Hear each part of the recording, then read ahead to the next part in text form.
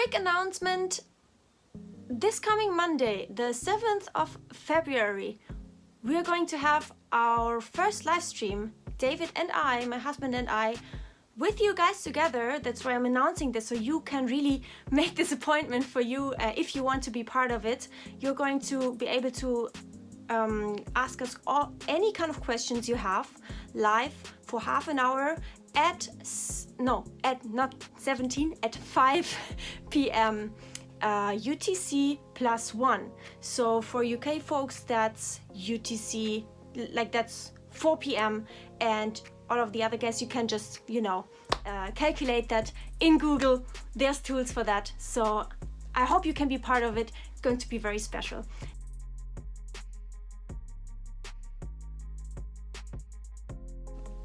Hey everyone, it's Miri Carbundance, and we are going into a comment that I got. It's in German. It is about, it's actually kind of criticizing that I actually taking photos of my food and then even sharing them with someone's vacuuming, with my audience. That is something that disordered, like people with eating disorders do, and I'm going to address that. It's a constructive criticism, and I think it's very important, because it can be a sign of being deep within an eating disorder, and that is why it's super crucial to question, why am I doing this? Is this disordered or not?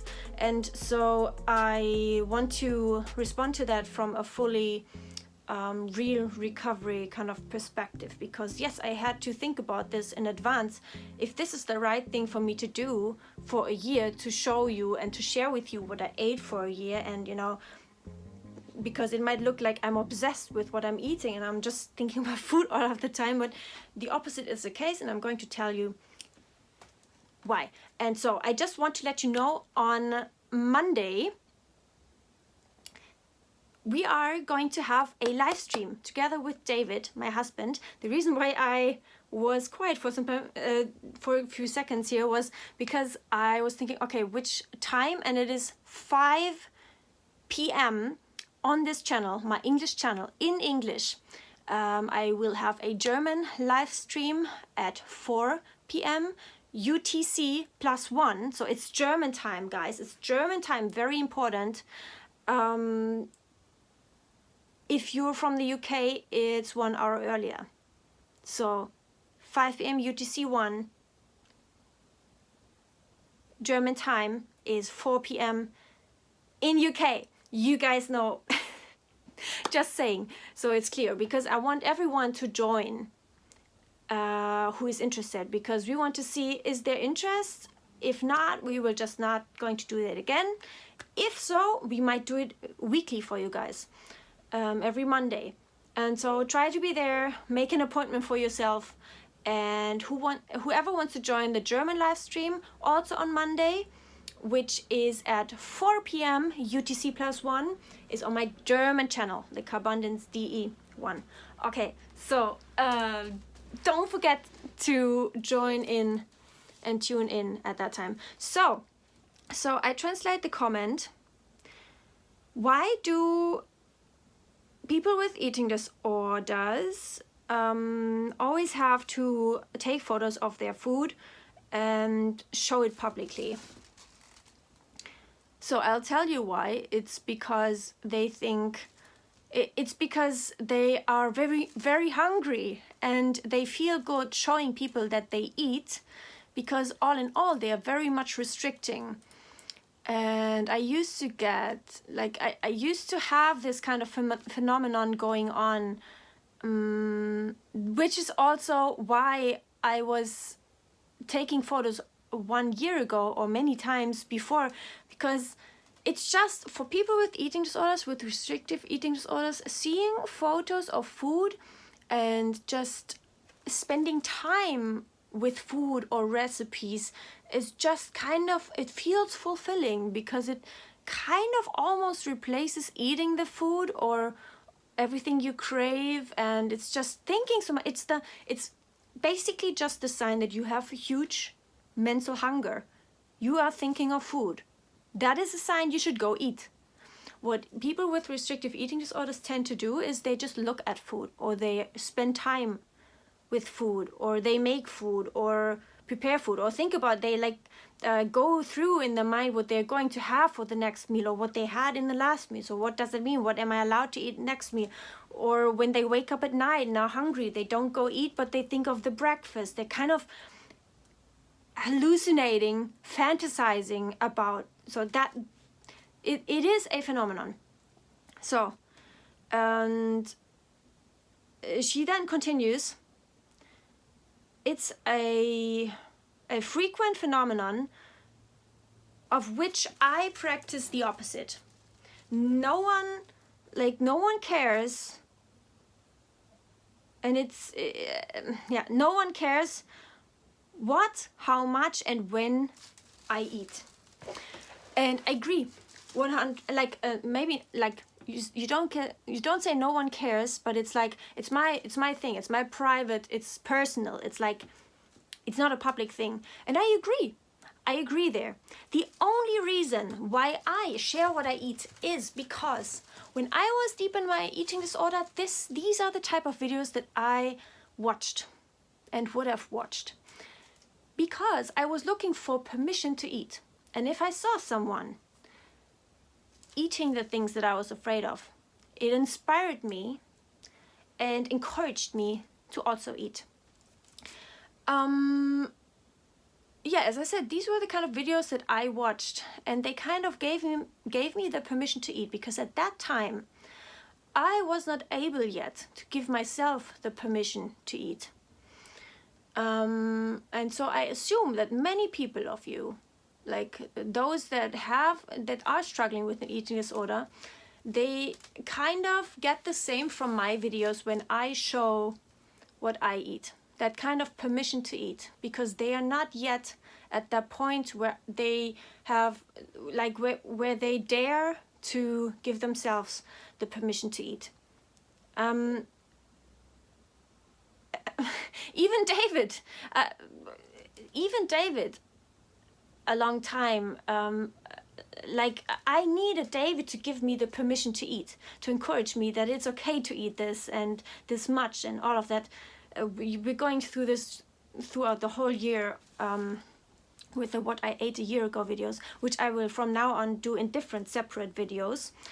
So you have it nice and separated. So today there's also 2 videos. There's from now on 2 videos daily for you guys on this channel that you can tune in. So always check out the other videos as well. So the essential thing to figure out for you if this is an eating disorder habit or not, and that I had to do as well, you have to be brutally honest. Did I say you have to be?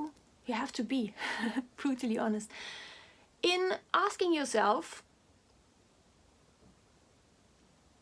am I thinking of food and not eating? Like, are you thinking of food between your meals that are maybe scheduled and at certain times and stuff, and just this many amount or whatever, or this many calories? If you're thinking of food and you're still having food rules, then the taking photos is very much disordered, because it's a sign of your mental hunger.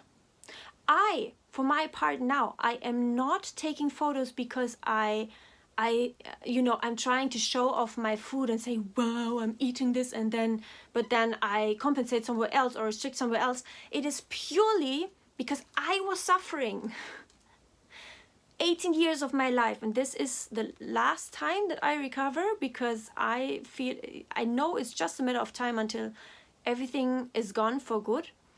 And I feel it daily, how my brain is rewired.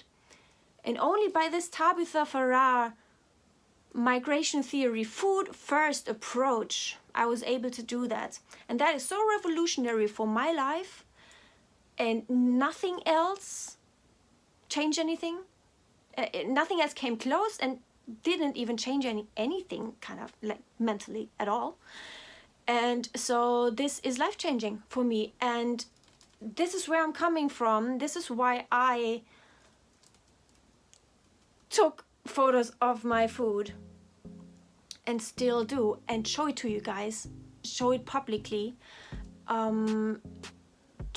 because I know that would have helped me when I had to step up, when I knew I have to do real and full recovery, but this fear is just too much. I just don't know how. I just can't.